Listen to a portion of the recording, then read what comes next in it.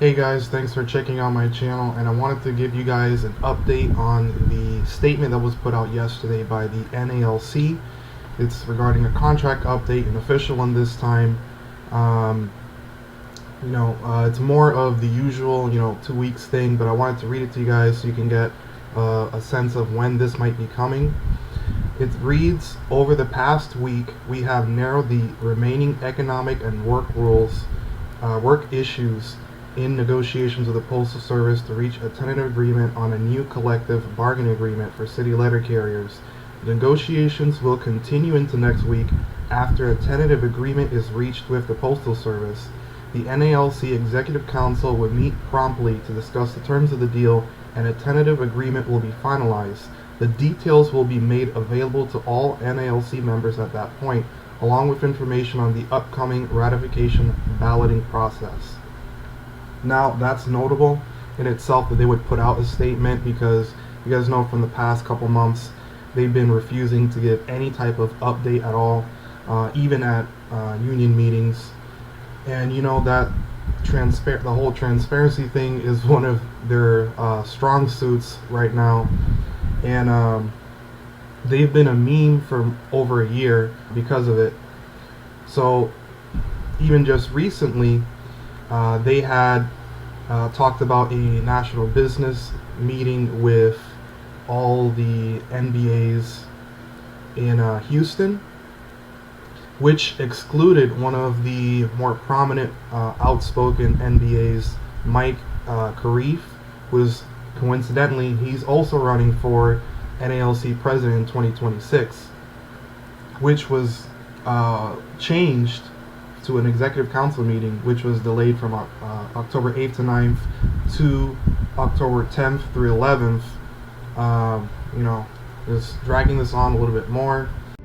I love democracy. I love the Republic. I think based on the lack of transparency and all these closed-door meetings they're having, there's probably going to be some major concessions coming for the contract. And I want to let you guys know what type of leverage was potentially left on the table to get this tentative agreement that they're proposing passed, especially by not pushing it through arbitration, which was, kind of the whole point in what Brian Renfro was, saying that he would do, is to bring it to arbitration. And first of all, there is actually a law in the books that helps the unions in negotiations as a result of the 1970s postal strike. And it reads, it shall be the policy of the Postal Service to maintain compensation and benefits for all officers and employees on a standard of comparability to the compensation and benefits paid for comparable levels of work in the private sector of the economy. Now, if you guys have been following all the recent news with the port workers and all the other private unions, we're falling way behind on that. And not only is UPS paying more, but also Amazon recently announced starting wages of $22 an hour, which is already $4 an hour more than what a CCA would start at. Aldi's also announced they're going to be paying $23 an hour for warehouse positions, and even fast food. McDonald's is already hitting the $20 an hour threshold. In-N-Out in California as well is already at $24 an hour. And let's not forget the port workers, who won a 62% wage increase. They're going to be over $60 an hour. So not only are the wages to start higher, but also the time to max out is also much shorter.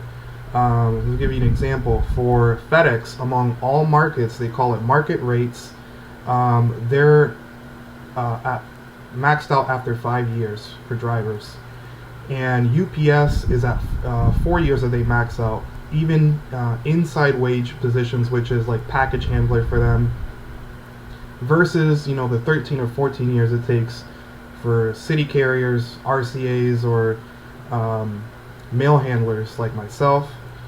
So for all these reasons, I would advise you guys to take it seriously and consider going to arbitration if you guys don't see a good enough increase from this contract. And there's just way too much leverage on the table that's being left out, in my opinion, especially for the scraps that they're going to put out.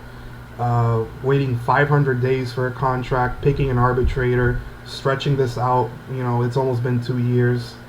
And just to remind you guys, your president for the letter carrier is Brian Renfro. He makes $300,000 a year, and that's from your dues, your money, to go into representing and fighting for you guys to put out this contract. The guy negotiating on behalf of the post office, Douglas Tolino, he makes last year $840,000. He's the guy who's been giving us all these 1% raises, and he's almost a millionaire. And these are the types of bonuses and pay that they're giving themselves, lowballing the sacrifices that you guys make every day to put food on the table, with the heat stroke issues, the robberies, and all of that. These people aren't looking out for you. They're looking out for themselves. I think it's time for us, the workforce, to vote accordingly. So with that, I'm going to end the video right there, and I'll see you guys on the next one. Peace.